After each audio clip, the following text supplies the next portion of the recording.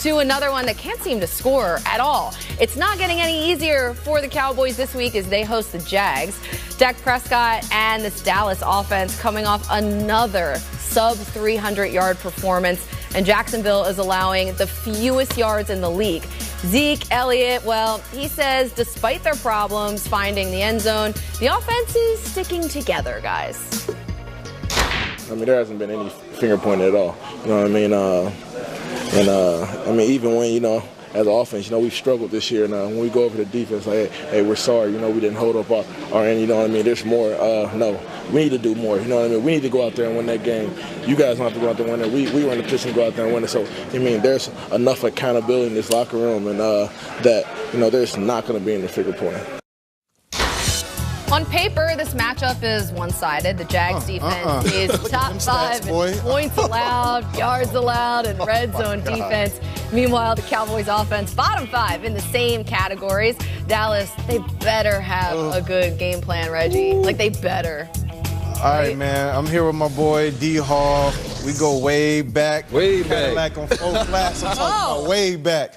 But D. Hall, man, we just heard Zeke Elliott say that there's no finger pointing going on this team. And we just saw the stats. Yeah. The stats are alarming. It's our job to do the finger pointing. So right now, all of the eyes are on this Dallas Cowboys offense and Dak Prescott, man.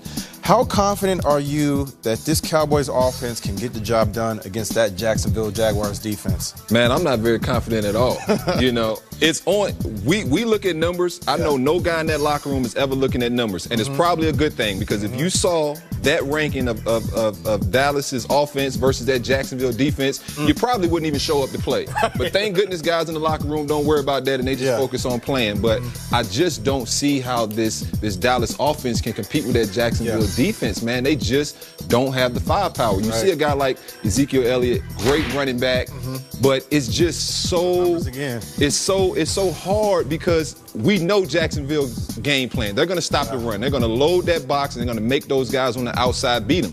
And I just don't see the guys that can create that separation from guys like Bouye and Ramsey and all those other guys. So I don't see them doing much with this Jacksonville defense. And you talk about that separation, getting separation.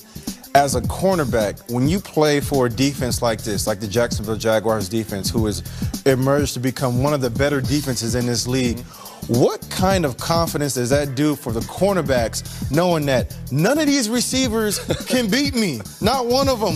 I'm not scared of their speed. What does that do for a cornerback? I mean, it makes you feel like you're Superman. You know, as a corner, if I'm going up against a receiver who I'm like, oh, man, this dude can't run faster than me. He's not quicker than me. He's not going to beat me out his route. The quarterback's not going to throw a great ball. And I have a pass rush.